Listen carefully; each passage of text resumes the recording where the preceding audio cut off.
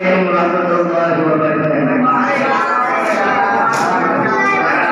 الحمد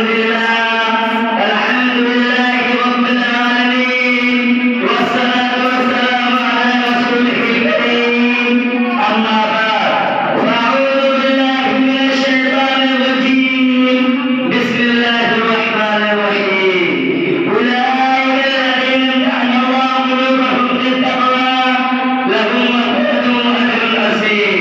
وقال النبي صلى الله عليه وسلم: أصحابي كالنجوم بأيهم اقتديتم اهتديتم.